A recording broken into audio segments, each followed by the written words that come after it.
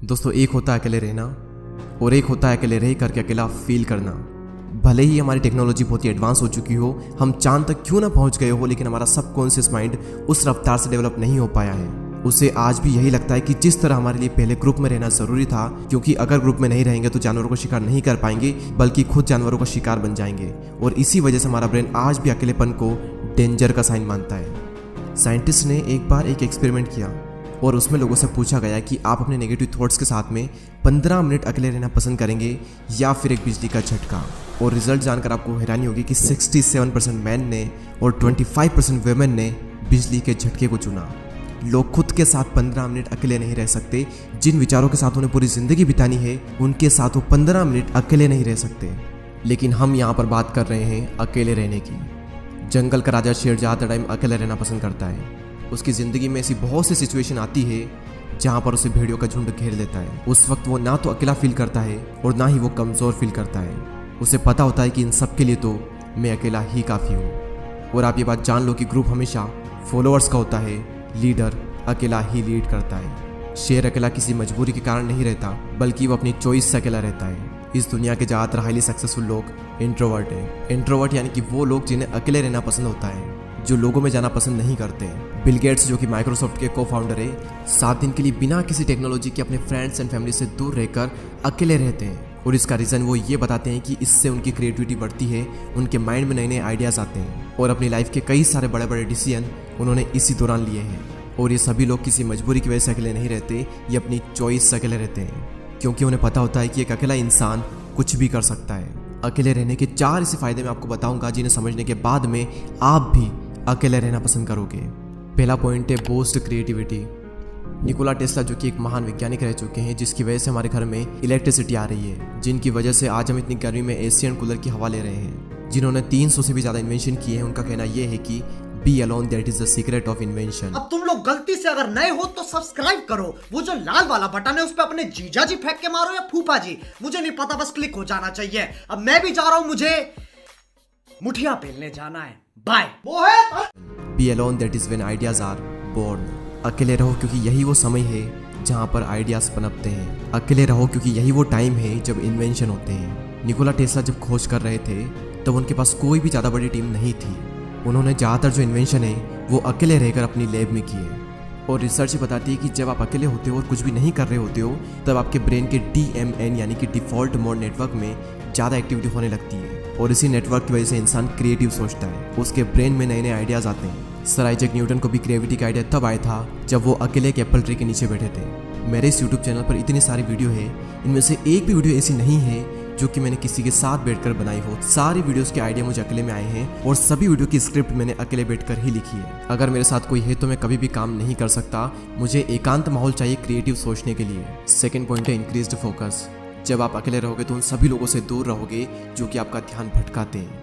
आपका पूरा फोकस बस एक ही जगह पर रहेगा, आप चाह कर भी भटक नहीं सकते। आज से 4 साल पहले जब मैंने अपनी यूट्यूब जर्नी स्टार्ट की थी, तब मेरी लाइफ में सिर्फ 3 से 4 ही फ्रेंड थे और उनसे भी मेरा मिलना बहुत ही कम होता था। उस वक्त मैं ज़्यादातर टाइम अकेला ही रहता था और मुझे बहुत अच्छा लगता अकेले रहना, क्योंकि अकेले में मैं एक जोन में होता था। मैं भगवान का बहुत ही शुक्रगुजार हूँ कि उस वक्त मुझे लोग ज़्यादा पसंद नहीं करते थे। मेरी लाइफ में बहुत ही कम लोग थे और उसी वजह से मैं फोकस कर पाया और आज कुछ बन पाया, सिर्फ और सिर्फ क्योंकि मैं आइसोलेशन में था। अब ये आइसोलेशन क्या होता है? एक होता है अकेले रहना और एक होता है अकेले रह करके अकेला फील करना। अकेले फील करना यानी कि लोनलीनेस, अकेलापन। इसके लिए आपकी लाइफ में 1 से 2 लोग होने चाहिए, कुछ खास लोग जिनसे आप टाइम टू टाइम मिल लें, अपने दिल की बातें शेयर कर लें और उसके बाद फिर ख़त्म। और एक होता है अकेले रहना यानी कि आइसोलेशन, जहाँ पर आपका focus, creativity and productivity next level पर होती है। आइडियाज़ आते हैं, हम ग्रो करते हैं, अपनी क्षमताओं का पूरा इस्तेमाल करते हैं। और यही हुआ मेरे साथ जब मैं आइसोलेशन में चला गया। तीसरा सबसे बड़ा फ़ायदा सेल्फ अवेयरनेस। आप खुद को जान पाते हो।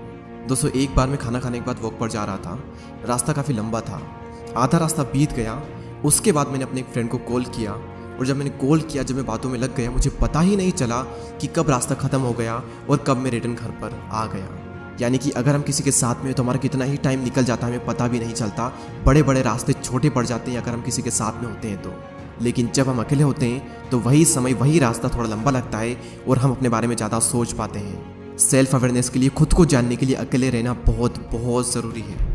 और अगर आपको ये लगता है कि आप सेल्फ अवेयर हो, आप खुद को बहुत ही अच्छे तरीके से जानते हो, तो आप तुम लोग गलती से अगर नए हो तो सब्सक्राइब करो, वो जो लाल वाला बटन है उस पर अपने जीजा जी फेंक के मारो या फूफा जी, मुझे नहीं पता, बस क्लिक हो जाना चाहिए। अब मैं भी जा रहा हूं, मुझे मुठिया पेलने जाना है। बाय। आप सभी लोग ये बात जान लो कि 5000 ऐसे लोग थे जिनको ये लगता था कि वो सेल्फ अवेयर हैं, लेकिन जब उनका सेल्फ अवेयरनेस का टेस्ट किया गया तो उनमें से सिर्फ 10 से 15% ऐसे लोग थे जो कि सेल्फ अवेयर थे, जिन्हें अपना पेशेंट पता था, जिन्हें अपनी स्ट्रेंथ पता थी, जिन्हें अपनी वीकनेसेस पता थी। बाकी लोगों के अंदर सारी चीज़ें हैं लेकिन उन्हें पता कुछ भी नहीं है। तो अकेले समय बिताओ और खुद को जानो, क्योंकि जो पूरी दुनिया को जानने में लगा रहता है वो किसी को भी नहीं जान पाता, लेकिन जो खुद को जान लेता है वो सभी को जान लेता है। नेक्स्ट पॉइंट यहाँ पर आता है मास्टर योर इमोशन। यहाँ पर फिर से वही बात आती है कि जो इंसान अपने इमोशंस को समझ लेता है वो पूरी दुनिया के इमोशंस को समझ लेगा। Royal Enfield, Mountain Dew, Maggi और ऐसी और भी कई सारी कंपनी के आपने एडवर्टाइजमेंट जरूर देखे होंगे। ये सभी कंपनी जब भी ऐड करती है तो ये कभी भी अपने प्रोडक्ट के बारे में बात नहीं करती है। वो ये नहीं बताती कि इनके अंदर क्या क्या इंग्रेडिएंट्स है, क्या क्या स्पेसिफिकेशन है, इसका टेस्ट कैसा है।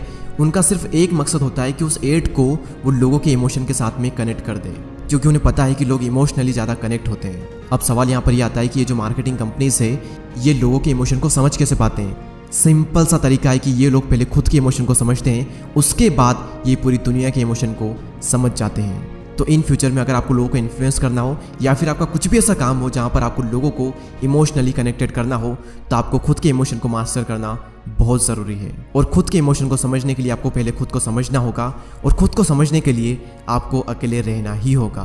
तो इसीलिए अकेले रहें, एकांत में रहें और अपनी पूरी आत्मा एक काम में डाल दो। एक दिन लोग आपसे मिलने को तरस जाएंगे। दोस्तों इस वीडियो में इतना ही। अगर आपको ये वीडियो अच्छी लगती है तो लाइक करें एंड चैनल को सब्सक्राइब करके बेल आइकन को प्रेस करें। मैं आपसे मिलूंगा अगले वीडियो में, तब तक के लिए जय हिंद, जय भारत।